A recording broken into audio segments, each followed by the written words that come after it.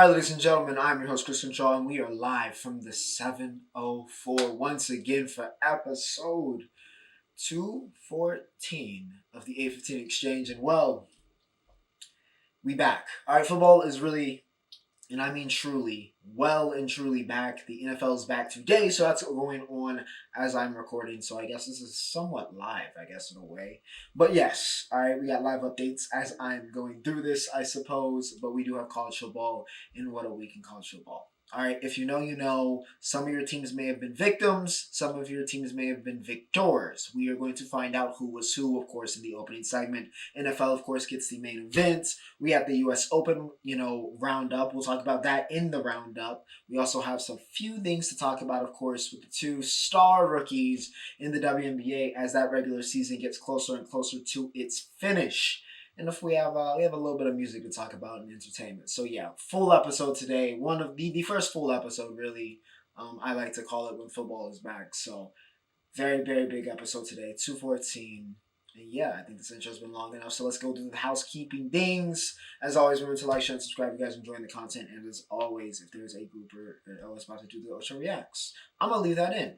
But as always, timestamps are embedded in the video. Alright, timestamps are embedded in the video. It's long form content, I get it. You came here to talk to me, you hear me talk about the NFL, skip to the NFL. You hear me talk about the CFB scene, skip the intro and go to CFB. Whatever you want to see, that's why they're there. So yeah, timestamps, my social media links, also in the description. So yeah, and yeah, appreciate the love lately. Appreciate the love, especially this past weekend. I think that's why I was thinking about Ultra Reacts. I was looking at the metrics for the past two videos, and y'all went crazy. So yeah, super appreciative. But as I said, we have things to get to. We have things to get to in college football, so let's do it. All right, the marquee matchup this week was the first top 10 matchup of the year. Yes, between Texas and Michigan, and who was it going to be? Oh boy. I mean, I feel like we all really knew that question. We knew the answer to that question, should I say. It wasn't really going to be a surprise. All right. Michigan gave everything for that title. I mean, gave everything to win that championship last year. They got nothing left. They truly have nothing left besides Will Johnson. That's it. That's all they got left in the cupboard. It's done. I mean, it's done. All right, the run is over. Okay, the magic is gone. I don't think Shamar Moore is going to get that job because, my goodness, as expected, I mean, 31-12 feels generous because Texas beat the brakes off of these boys, as I say so famously on this show. It was easy. All right, Quintavious. Yes, I'm calling him Quintavious today because he showed up in a ski mask and was listening to, was it Chief Keef or was it Soldier? I think it was Chief Keef after the game. But yeah, Quintavious Evers, or Ewers, should I say, can't be stopped. All right, Quinn Ewers cannot be stopped. He's looking every bit the guy that was the number one. I mean, by the way, and I feel like a lot of people forget this, he reclassed up and still remained tied joint highest rated prospect ever. And we never quite, I think I've said this before, never has really gotten that like generational quarterback hype. Not even the most hype 5-star quarterback, of course, on his own team. But Quinn was a perfect prospect. According to all the recruiting websites, the perfect prospect as a quarterback. And yeah, he looked the part in the big house, by the way. He looked the part. 246 and 3 touchdowns. He is banging on that door for QB1 in the draft and looking every bit the star that he was supposed to be. He's killing it. Gunnar Helm has really emerged as one of his favorite targets. He had 798 and a touchdown in this game. Andrew McCullough came over from Clemson. He got a pick in this game. D-Will also got one because Davis Warren is just not that guy. Now, Davis Warren has a great story, walk-on. We've seen it a million times, Walk-on quarterback comes on, becomes a star. That's not the case here. It's not going to happen here. And I'm really trying to figure out how Michigan let themselves get so comfortable with JJ that they seemingly forgot to recruit a quarterback until getting Jaden Davis this past year. That's what I'm trying to figure out. How did you let it get this bad behind JJ that you forgot to get a single competent quarterback? Davis sucks. Alex apparently can't throw. I'm really wondering how bad is Orgy to literally only throw him out, and that's not going to surprise anybody at this point. You just throw him out for running situations. How did y'all let this get this bad? A program the caliber of Michigan, especially in recent times, how did you let your quarterback situation get this bad? Because really, that's the cornerstone of the fall off. No team that they're playing feels any type of threat about the QB. Not that they had JJ again doing a bunch of crazy things, but they were like, you know what, JJ can spin it, and he's enough of a threat with Roman Wilson out there, whoever else they had out there. Enough of a threat that, we got to pay that respect. It opened up the game for Blake Corum and for Donovan Edwards to do what they had to do. They don't have that. People don't care. So, all right, you're going to run with Edwards. We just going to shut that down. And if we shut that down, you're done. You're just Iowa. And we got a lot of teams we're about to call Iowa, including Iowa in this episode. But Michigan looks like they are in no man's land. It could be a really ugly season for them. However, Texas definitely looking like championship contenders. They back up another really good win. They go into the big house and take it over.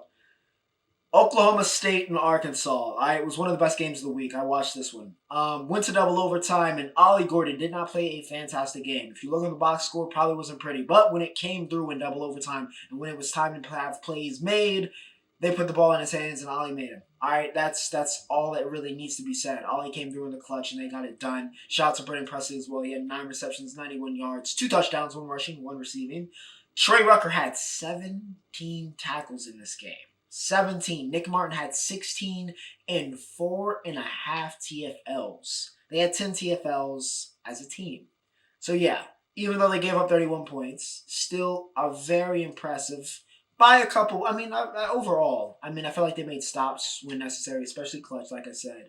Because Ollie didn't walk off the game. They had to get the ball back. They came through, made a stop on Arkansas. So OSU's defense stepped up when necessary. And like I said, Rucker and Martin were tackling everything with a pulse. Jaquaden Jackson continues his great start to the season. They get a little bit banged up, though. 149 and a hat trick. Andrew Armstrong had 10 receptions, 164. And Green threw for 416, but just really couldn't get the other things. I think that was more of like the volume of the amount of, he had to win to double overtime. So not the cleanest game for Arkansas, obviously. But again, I don't think it's anything that's the end of the world. But it's another example, I feel like, of Sam Pittman not really in that flux. And if you're in that flux of, are you a good enough coach to win these games, or you're not a good enough coach to win these games, you end up being the guy that gets axed. And we've had Sam Pittman at the helm of Arkansas for a minute now.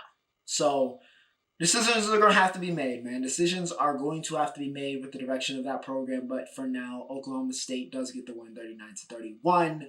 K-State and Tulane. This one hit close to home because of the group chat. Jamal was stressed, but K-State does, unfortunately, for him, come through. All right, they come through with some controversy. All right, with some controversy, some interesting refereeing going on in this game. But Tulane, it felt like, had this game in their hands. Had this game in their hands going into the fourth quarter, but quite literally fumbled it away. And that ended up being very, very costly, and they just could not circle the wagons, and K-State came alive, man. They came alive. Avery Johnson had over 200 yards total and 2 touchdowns. Honestly, I jokingly said, and if you've played CFE 25, you know that for some reason, K-State, by the way, becomes a powerhouse. And Tulane is honestly probably one of the best Power 4, if we're calling it that. One of the best major, quote-unquote, schools that have a really good reputation in Dynasty for whatever reason. Mekhi Hughes is a beast on this game. Avery Johnson as well for Kansas State. So, yeah, a little bit of the CFB Bowl, but the guy's actually performing in real life. Giddens for K-State had 114 yards. He also had 4 receptions, 63 yards, and a touchdown. Romaine had 2 sacks. Mensah had 342, 2 touchdowns, and a pick.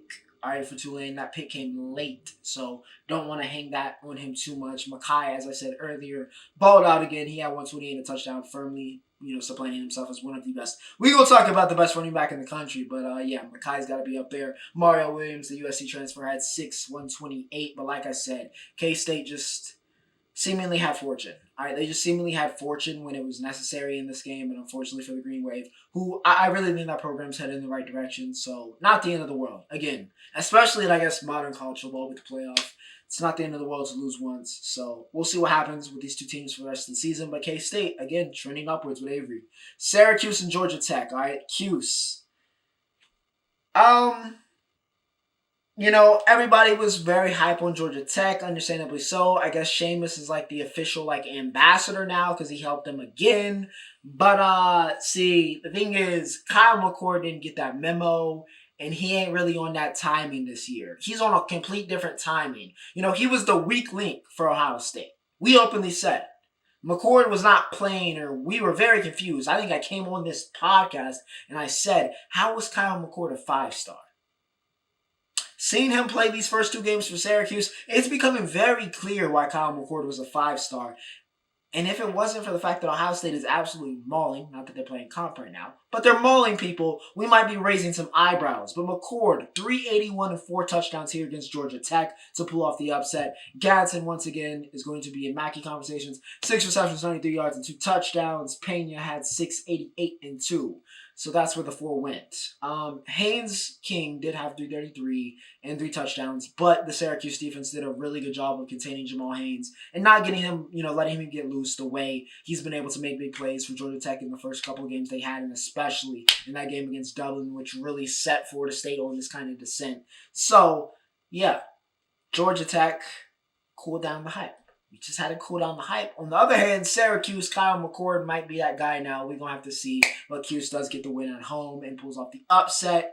But that wasn't the biggest upset by any means. By any means this week. No, that would unfortunately go to the number 5 team in the land, playing in South Bend, And normally, for those that don't know, these upper-level teams, they pay some of these quote-unquote lower-level teams to come play them at home, and you really get mauled. It's really kind of, we're really kind of stretching out, warming up for the rest of the season for conference play or for whatever, when it really gets thick in October, November, so on and so forth.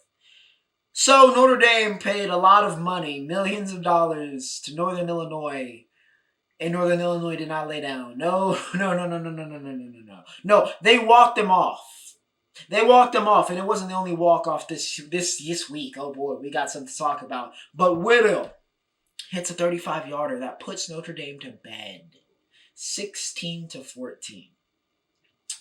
And I've been hearing about Ocean's 11 getting a new remake. I heard about that this week, and I think I have the perfect new cast member. I really have 2. One of them's DJU, since he's going to need a new job besides football next year anyway. But I have another one. And his name is Riley Leonard, because he was under 200 yards, 163. And he also had 2 interceptions, which I'm just going to say it, the man is overrated. He's overrated. This is a robbery. As Floyd Mayweather once said, this is legalized bank robbing. That is what Riley Leonard is doing to Notre Dame right now. The quarterback play he's giving, legalized bank robbery. For the NIL money they doted out to get him over from Duke, legalized bank robbery. He was dreadful. There's no other way to put it. He was absolutely dreadful in this game. I'm not even going to pretend that there's nothing, not even like a bright spot, really, for Notre Dame the whole game, besides defensively, right? They balled out Xavier Watts, did enough. I mean, that last drive, where Northern Illinois got in, field goal position, not the greatest. But otherwise, only give up 16 points. But they did not have any scene of an offense. Even, I can't even really brag about Jeremiah Love. He only had 72. I think he got the touchdown, but that's not enough. That's not enough. And, and against Northern Illinois, you got to be better. You got to be better for the team that's supposed to be number 5. Not a great performance at all, and they get upset big time. NIU gets it done.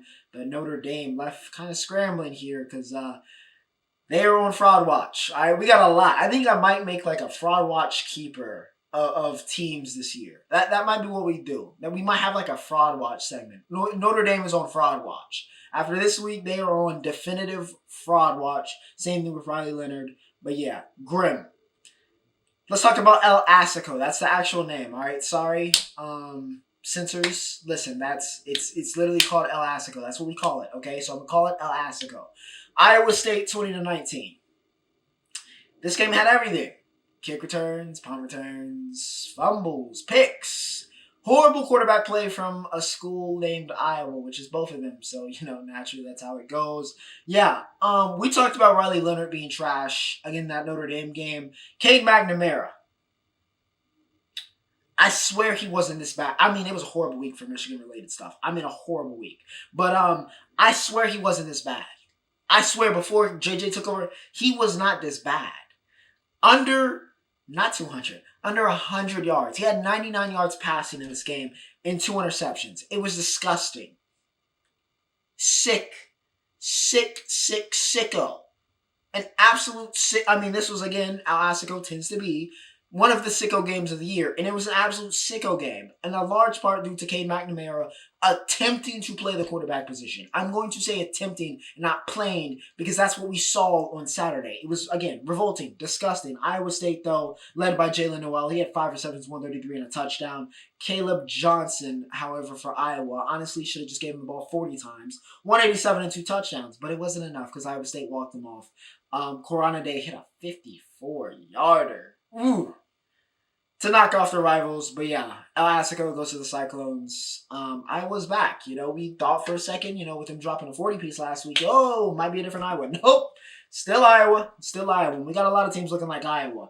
Yeah, Nebraska and Colorado. Of course, anything with Colorado, because of the personalities on that team, and mostly the Sanders family, is going to be a headline game. And of course, this was a big one because Dylan Raiola, the hyped young quarterback, who is, Patrick Mahomes' cousin, or just a Patrick Mahomes variant. We haven't really, decided which one of the two at this point.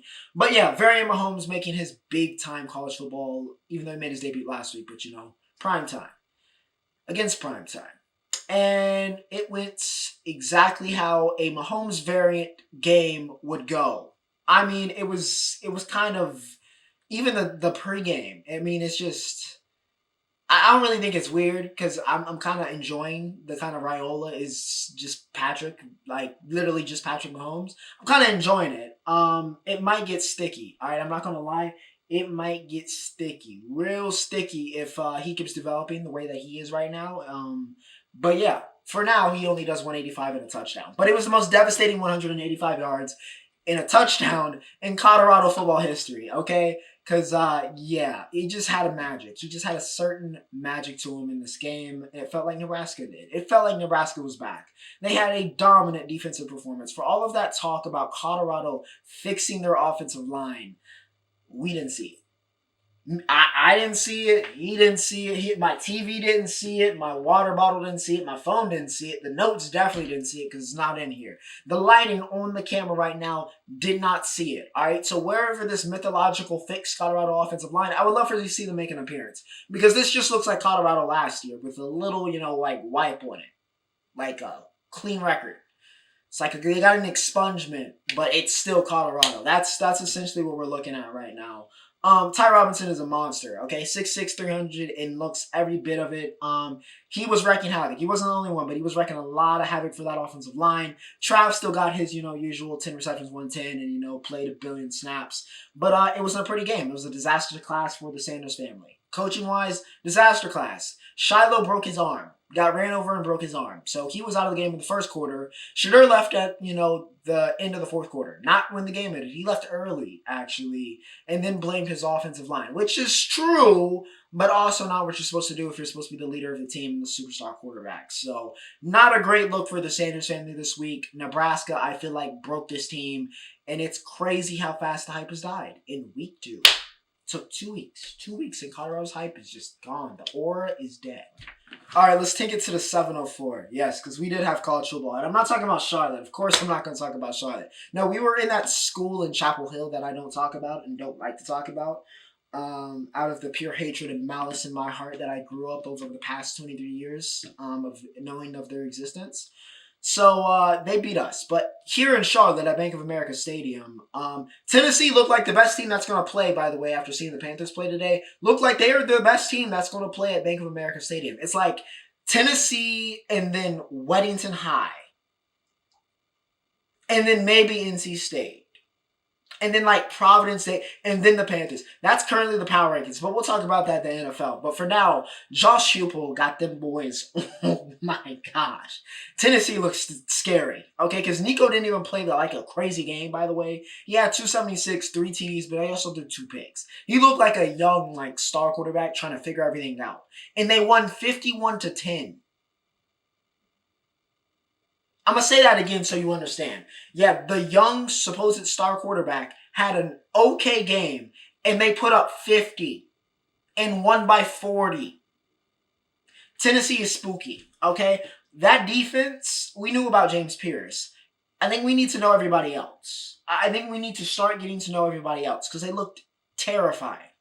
State's supposed to be good. They did not look good. Grayson McCall was in prison. I mean, in prison. He was rendered completely ineffective. State had 39 rush yards. 39 rush yards total. I'm just saying, man. I'm just saying, the Vols look very spooky. I mean, look very, very spooky. Shout out to Dylan Sampson as well. Yeah, 132 and 2 touchdowns. But, I mean, I expected maybe Tennessee, wasn't surprised Tennessee would win, but I thought it might be a little bit closer of a game. So when I saw that they were beating the brakes off these boys in the second quarter, I was like, yo, maybe State just started off, and they just kept going. It just kept going. Tennessee is a very dangerous team. Nico's only going to get better, and if that defense is as good as they showed against State, oh boy. Oh boy, they are a contender. They are a contender. Josh Heupel is doing wonders with that program. Oregon. Yeah, I was praying on their downfall as a USC fan, but didn't work out. But we did have one of the best games of the year so far. Oregon does get it done 37-34, but it went pretty. It went pretty. Atticus Sappington, by the way, sounds like a horse. Or like an old school, like, railroad maker. Like Sappington Motors. Like, crazy name.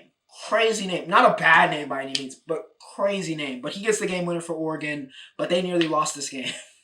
Ask any Oregon fan, and they probably had a heart attack. All right. Dylan Gabriel went 18 for 21, 243 and 3 touchdowns. It's another week where DG has this like super like this stat line that looks really good, and you're like, okay, DG is hooping. And if you didn't watch the game, you're like, okay. But if you watch the game, you're like, man, I really miss Bo Nix. That was the sentiment from a lot of Oregon fans. Is that, man, I really miss Bo Nix. Because Dylan Gabriel has yet to look like that Heisman winning candidate, QB1 that we've been told about. He hasn't looked like that guy yet, but maybe he'll appear. But DG definitely needs to warm up, though he hasn't been obviously bad. Evan Stewart looked like Evan Stewart. 5 receptions, 112 and a touchdown. He was a beast. But respectfully to DG and to Ev, neither one of them were the best player in this game. No, that goes to the best running back in the country. And I'm going to come out and say the Heisman favorite through these first, I guess, technically 2 weeks, arguably 3 weeks. Ashton GT, yeah. AJ had 192 and a hat trick. He's at he had almost 400 last week. Then you go and play Oregon and have almost 200. Yeah, no, he's got 9 touchdowns, by the way, on the season. He's on a historical pace. I mean, surely he doesn't keep this up, but he's looked far and away the best player in the country this year. Even with him taking this L, which is in a large part for the fact that they didn't get him 200 yards, because if they just kept feeding him, they probably win this game. I'm not going to sit here and lie to you. Ask any Oregon fan. They probably lose this game if they decide to, feed GT instead of 3rd and 1 throwing 2 straight times. But hey, what do I know? If they feed AJ, might be a different outcome. We might be talking about another upset this week. But for now, he's just the best player in the country. But they did take the L. Missed opportunity for Boise. Oregon continues to just scrape by so far early in the season. On the flip side, final one, USC, as I just kind of round up this segment, shut out for the first time since 2011, shut out an opponent. Now, it was Utah State, but if you've seen USC's defense the past couple seasons, you know why I was ready to shed a tear. I'm trying not to get too hyped about this team, but DeAnthony Lynn has changed my life. That is all I'm going to say. He's changed my life. Penn State also, again, seemed to revert back to the mean because they almost lost to Bowling Green. Wasn't necessarily a Lars' fault, even though, he's kind of been already selected as the scapegoat for the season. But, yeah, they survived, but it wasn't, again, it was a little Oklahoma is red Iowa. Yeah, no, they're red Iowa. Yeah, I would feel sympathy, but they were kind of talking crazy about Link, and I just really can't go with that. So, haha, funny. Congrats on Venables. You have a defense, but now you have no offense, even with Jackson Arnold. So yeah, OU's got to get that right because Houston almost took them off, and Houston was terrible in this game. Clemson exercised some demons, which is a very ironic tagline, I guess, considering the faithfulness of that team. But yeah, Clemson definitely exercised some demons against Appalachian State. I mean, that was a murder. Okay, Clade went bananas. Went bananas in that game. I don't even want to say the stat line. They put 60 on them. It was brutal. Okay, Clemson looked like they were angry and just took it out on App. So, yeah, absolute destruction, but Clemson back on track. We'll see. But for now, you'll take it, right? You'll take it. The W. Let's talk about the W real quick because we got the NFL and, of course, the main event. But the W, Angel Reese. Her rookie season is over, but she went out with a bang, though. All right, I will say Angel went out with a bang. 92-78 over LA, who have been, of course, in the cellar all season. Though Rakia Jackson's been playing a lot better. She really should have been starting the whole season, but it is what it is. But yeah, she went 21 for 12 and hit a 3 in this game. All right, she looked like the Angel that could be, but she did break her wrist. I believe it's a broken wrist because it rendered her out for the season. But she probably is going to be back for Unrivaled, I think she said.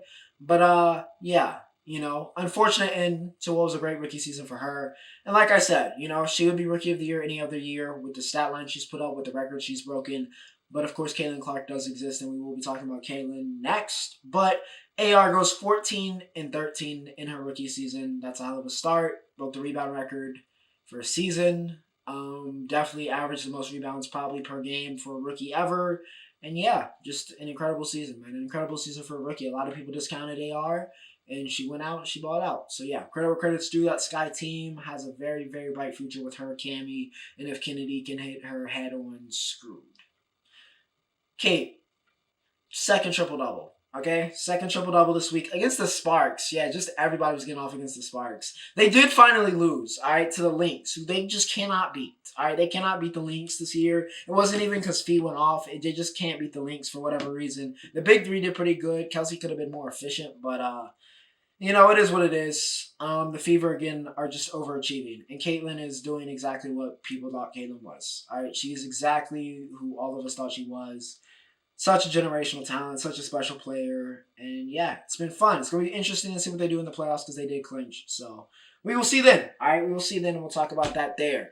Entertainment. All right, no industry. I thought about recording the episode later, but we'll just talk about it next week. All right, we'll just talk about industry next week. I'm not going to put the stress on myself. I got to wake up early tomorrow for work. All right, so we're going to go straight to music. All right, straight to music this week. It was a very packed week. All right, very, very packed week. Of course, we talked about some of it, all right, on the reaction videos. All right. Bacon's album dropped, Chewy's album dropped, Meow debuted, and we all talked about y'all went crazy, so I'll leave that for that. But over here, back in the States, we did Big Herbo. Alright, G Herbo dropped Big Swerv. And Herbo, I feel like the hype, should I say, has died a little bit.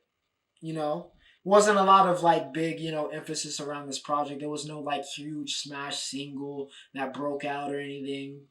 And it really kind of snuck up. This release really snuck up on me. It was just Friday and this is out. Let me go check it out. And it was one of the best projects I think I've heard this year. I'm not gonna lie to you. I'm not gonna give it an official rating because I listened to it today and I don't want to have that kind of immediate recency bias. But it's in the 9s. It's probably going to be in the 9s. I think this is one of the best albums of the year, and one of his, if not his, best album. Really enjoyed this. Really, really enjoyed this. And the A Feat 21 was great. Trim, I think those were my two favorites, and that was in a consecutive run as well. Off of first listen, he didn't go perfect. I wouldn't say he didn't miss. There was one song that didn't make the playlist, but very, very strong project from G Herbo. Really, really enjoyed it. Really, really enjoyed it. Probably in one of my album, possibly in my album of the year contention. But yeah, Big Swerve, huge co-sign for me, big time. Cinch continues the singles run. Gotta be a project coming, right? He's gotta have a project coming. But yeah, he teams up with RAYE, who had the year of her life. or really so far this year, but even last year. RAYE's been on fire, really emerged as one of the top British artists, cleaned up at the award shows. So yeah, shout out to RAYE. But she hopped on Moi with Cinch, and yeah, very, very good. Went about as well as you would expect. So yeah, RAYE did her thing, Cinch did his thing. So yeah, very, very good track. Again, Cinch has to be French. He has to have, I haven't looked it up. I've been kind of procrastinating on that. But Cinch has to have some type of French in him with all of the French recently between Bonnie et Non and Moi.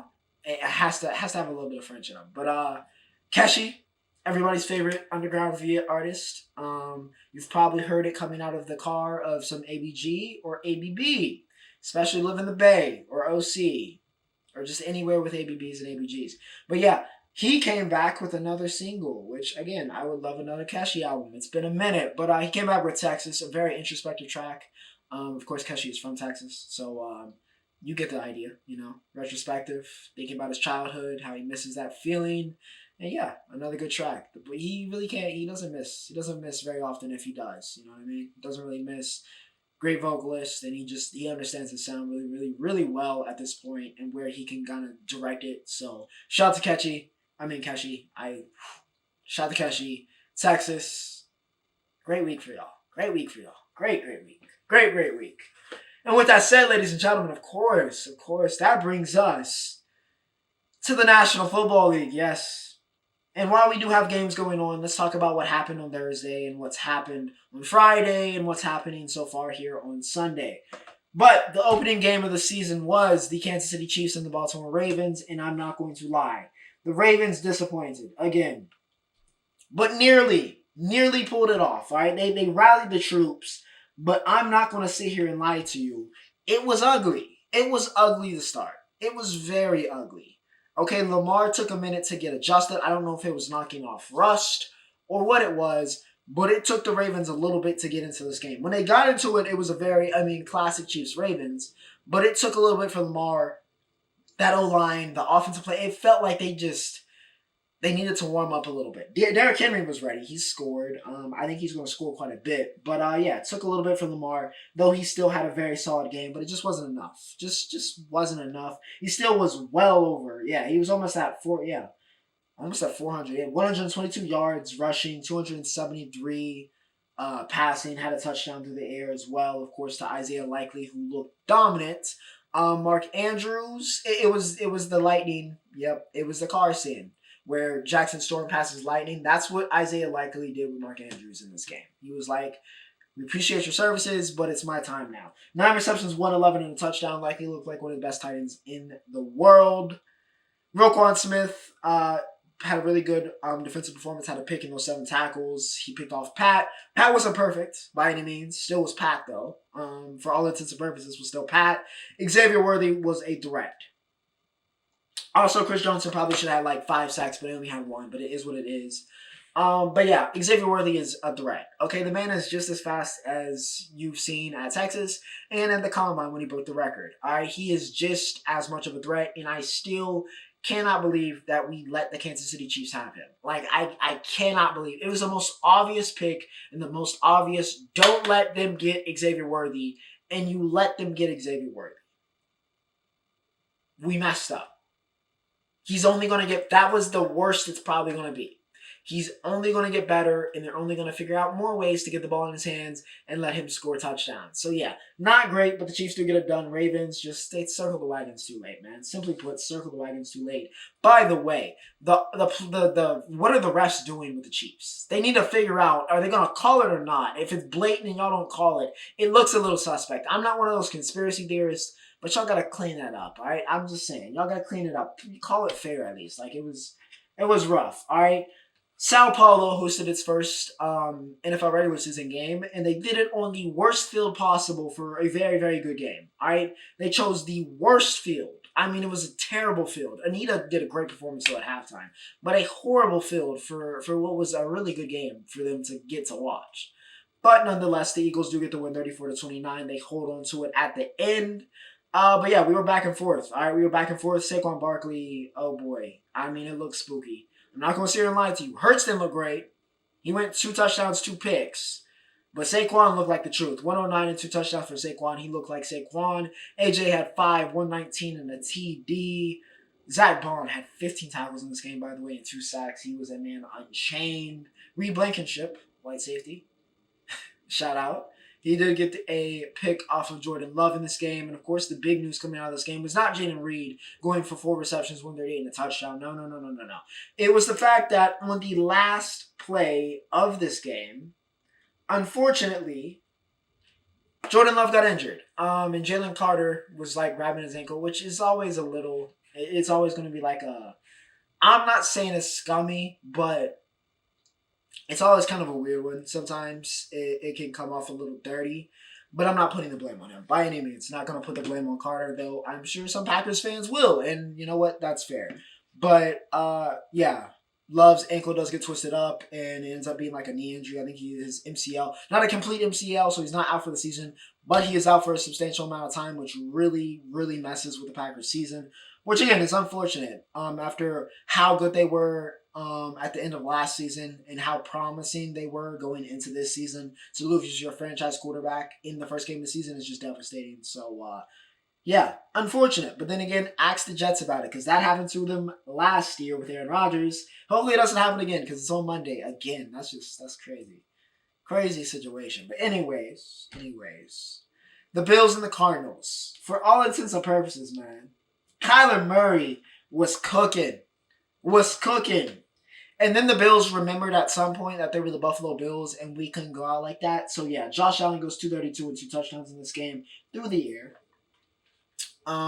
He also gets another 2 on the ground. So, yeah, that's another 4 touchdown performance for Josh Allen, who remembered that he was Josh Allen in this game. No Stephon Diggs, of course, for the first time in his career. But, yeah, no problem.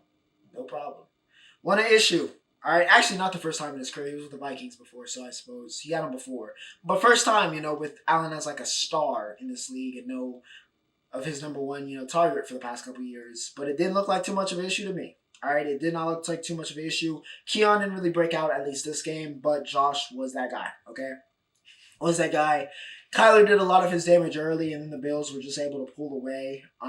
I think they did really good adjustments coming out of halftime, so credit to McDermott for getting that done.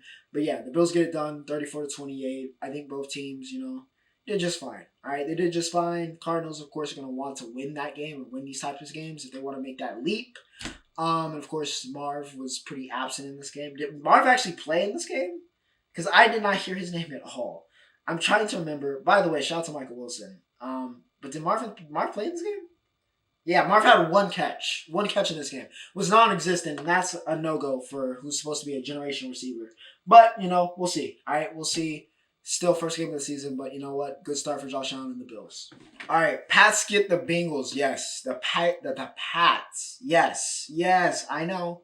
I couldn't believe it either. But yes, the Patriots go into Cincinnati and get the win here in week 1, 16-10. Yeah, it wasn't great.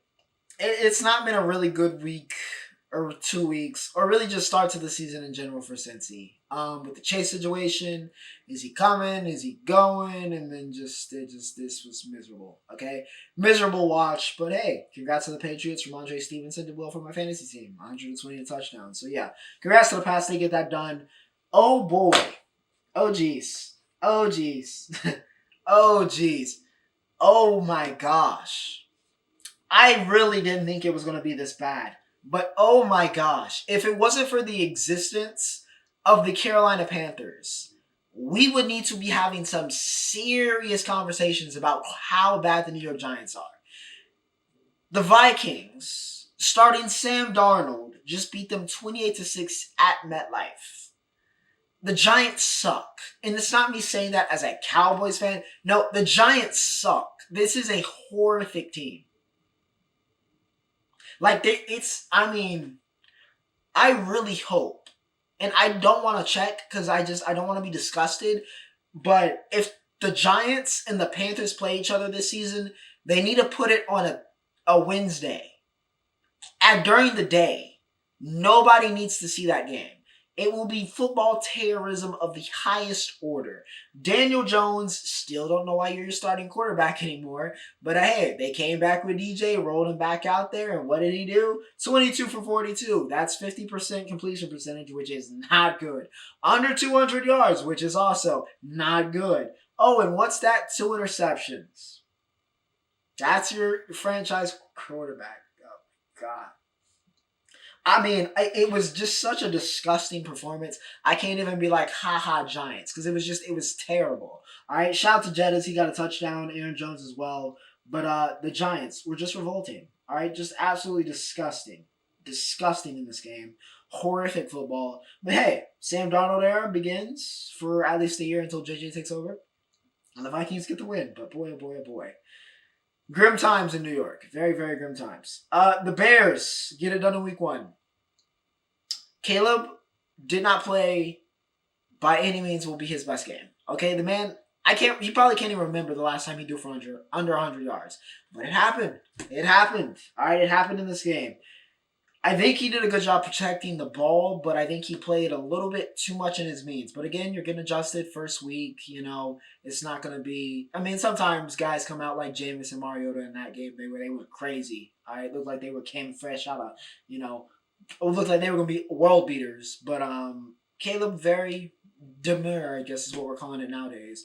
Very quiet game for him. All right, very quiet game. Wasn't his best game by any means, but the Bears got to win. All right, I think that's what's the most important. Levis got picked off twice. I think the most impressive thing was the Bears' defense. All right, even more so than the offense. I mean, certainly more so than the offense, but that defense looked much improved. All right. Pick from Tyreek Stevenson. He had a pick 6. Jalen Johnson got a pick in this game. They did a really good job with pressure. Got 3 sacks. Couple TFLs. Jonathan Owens. Shout out to Mr. Simone Biles. He got that punt block for a touchdown. Found different ways to win, man. Found different ways to win. Again, I think that was very positive for the Bears. So congratulations. Wasn't a clean game, but found a way to win. Sometimes it's all it is. And a team that just had the number 1 overall pick, you'll take that in week 1. You'll take that. Gosh, man, it's as a Charlottean, it's just grim. It's just grim. I'm not even a Panthers fan, but it's just grim, bro. It is the state of that franchise is just grim. 47-10. Belt to say it again. Belt to. All right, the Saints murked them in week 1. Dissipated. I mean, they didn't even take the full game. It ended in literally the first throw of the game was a pick. Bryce threw a pick on his first throw, and from that point on, it was like, oh boy. Yeah, no, this is a horrible team. This might be one of the worst teams we've seen. I'm not going to sit here and lie to you. They might be like, I don't know if they're going to win a game this season. Like, they might win by mistake. I do not know if the Panthers are going to win a game this season.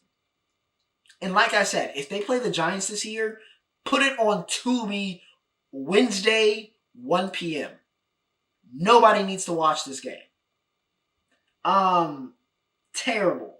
Terrible. All right? They made Carr look like an all-pro. Probably gave Saints fans false hope about the season. That is how bad the Panthers were in this game. There's not a single positive to come out of this game. Similar to the Giants and similar to what we talked about in college football for even like state. Like I said, I don't know if they're the best team in Charlotte or the best team that's going to play in Bank of America. It's like Tennessee, Weddington High School, Providence Day, NC State, and then the Panthers. Honestly, if you do Charlotte FC out there and let their 11 run and play some football, they might beat the Panthers. They might beat the Panthers. I really don't know what's going on, but it's not working. And not having that pick last year, really devastating apparently. Really, really devastating. Not that they would have picked Caleb, but just not being able to, get that talent in, that elite talent, apparently it's just broken this team. Because this was a horrific performance. A horrific performance. The Panthers might be all-time bad. I'm so serious. We can go back to this. They might go 0-17. I'm dead serious. That was terrible. Terrible football. Steelers and the Falcons continue this run of absolutely disgusting football, but hey, somewhat good defense. Justin Fields, after Russ was supposed to start, then Justin Fields is a starter. Either way, the Steelers got the win, so I guess I'll take it. George Pickens was great. All right, 6 receptions, 85 yards, and all of them were big catches. All right, shout out to Pickens. Kirko chains will not be wearing any chains because he was not very good in this game. All right, 2 interceptions for him. Steelers defense. All right, looked like the classic Steelers defense, honestly, in this game. So shout out to them. TJ Watt was a menace. Okay, he looks back. All right, he looks back in like the best defensive player in the world. Okay, Dante Jackson and Sean Elliott got the picks, but yeah, TJ Watt just took over this game and completely nullified the Falcons, and that's pretty much what happened. The Dolphins get the win at the buzzer against the Jaguars. Jason Sanders is a 52-yarder. Jacksonville jumped about on him. All right, heading into the second half. After halftime, it was 17-7. Jacksonville was in the driver's seat, but Dolphins were able to rally. All right, Cheetah had a hell of a day. You got arrested to begin the day, and then you went for 7 receptions, 130, and 2 touchdowns, or 1 touchdown, which is the most Tyreek Hill thing possible, honestly. Probably the most Cheetah thing possible, but yeah, he's still very much so that absolute monstrous receiver that he has been for the past near decade at this point. But yeah, the Jaguars just let go of this game. Honestly, just let go of this game. Did not set Tank Beasby to get 73 yards, but I will take that as I stashed him on my fantasy team. But yeah, Jacksonville had opportunities to win this and just could not close. All right, just could not close and let Cheetah be too explosive. I mean, you just can't hang around with a team like the Dolphins. Too many explosive players that can change a game like that, and that's what happened. All right, that's what happened, and they came through and of course got it done at the buzzer. Miami is undefeated to start the season, and to end off, staying in that AFC South. The Texans and the Colts, another game where the Colts were looking like, they might pull off the upset, but the Texans figured it out, all right? Eventually, they figured it out. C.J. Stroud eventually remembered that he was C.J. Stroud, though it was not his best game by any means, but he still had 234 and 2 touchdowns, which looks good on the stat sheet. However, Joe Mixon was the engine, all right? For all intents and purposes, Joe Mixon was the engine that made this team run. 159 and a touchdown for him. Very impressive performance. For those of y'all that said Nico Collins will be the number 1 receiver and not Stephon Diggs, check mark for you in week 1. 6 receptions and 117 for him. AR had some absolutely incredible plays. All right, he had 9 completions for 212. 9 completions for 212. However, he also had 10 incompletions. So he definitely looked like Anthony Richardson in this game, where he looked, oh my gosh, this man was stumbling and just threw a 68-yard bomb or whatever it was to Alec Pierce.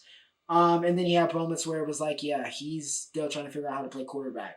But you'll take a close game against the team that was one of the, the class of your division in the Texans. So, yeah, not awful for the Colts. There's some hope there. Not like the, Giants or the Panthers. But still, lots to improve on. Texans get the win here in week 1. Next up, we got the Chargers and the Raiders. All right, we're now at the 4 o'clocks. Or, yeah, I guess it's the 4 o'clocks, the midday slate. All right, Chargers took care of the Raiders. Honestly, nothing crazy to talk about this. All right, looking at this.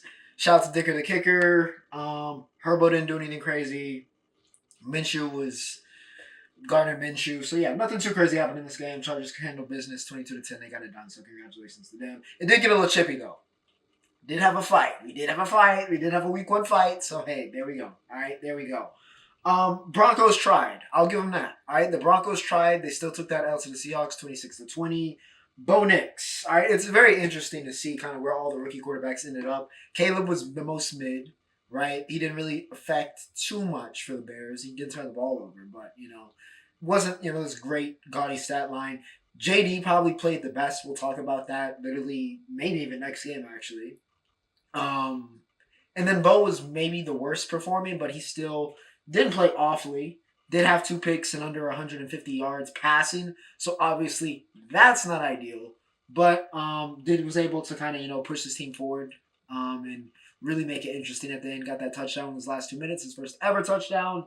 But that pick to Woolen really kind of took it was like the thing that popped the balloon, so to speak. It was the thing that kind of took the air out of the sails, as we say. So Seahawks, good win. Kenneth Walker had 103 and a touchdown on the ground. I believe he also, let me check. Charbonnet was able to get it on receiving, so it looks like that duo is back in full effect. Of course, Kenny, though, still, by all means, fantasy owners, is still the bell cow there. Gino did just enough, nothing too bad, but yes, Seahawks, hold on. Broncos, it's going to be interesting to see. Bo is such an interesting quarterback prospect because of he's a fifth-year guy. He was very efficient at Oregon, but was that because of the system, or is that just Bo Nix? But then we've seen how Oregon has struggled. So, hey, gives more precedence to, maybe Bo Nix is that guy, but, it's going to be very interesting to see kind of what's his ceiling, what's his floor, and, figuring out the Bo Nix experiment in Denver. But for week 1, they are 0-1. Commanders and the Bucks. All right. Bucks and the Commanders.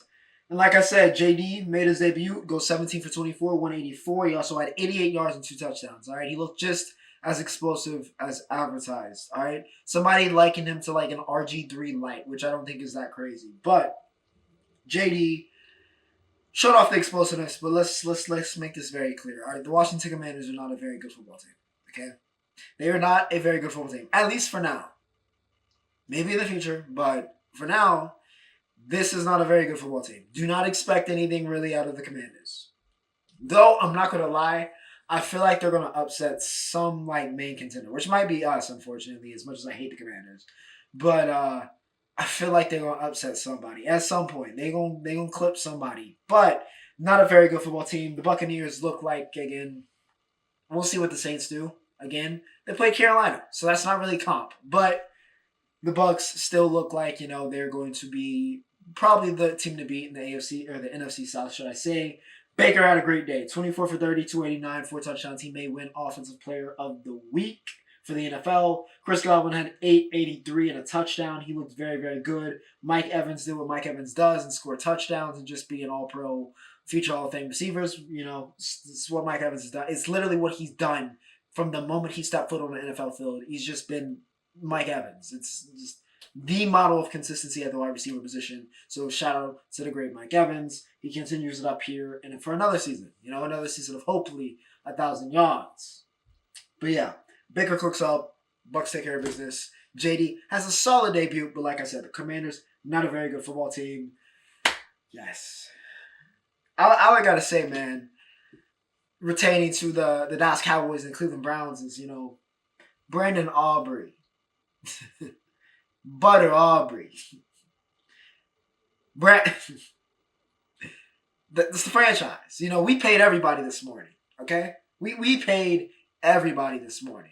Dak got the highest contract in NFL history this morning. CD got paid.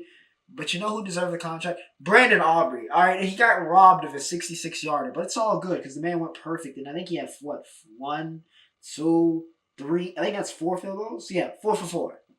4 for 4, no Wendy's. 3 for 3 on extra points. Best kicker in the world. Also, shout out to Turpin because he also got a punt return for a touchdown. We dominated this game, which was really encouraging, honestly, for game 1. I was very uncertain about what this team was going to look like, what we were going to bring to the table. Browns, could they make that jump? Is, Deshaun Watson back? No. Honestly, I don't know if we're ever getting that guy that was in that Texans uniform back.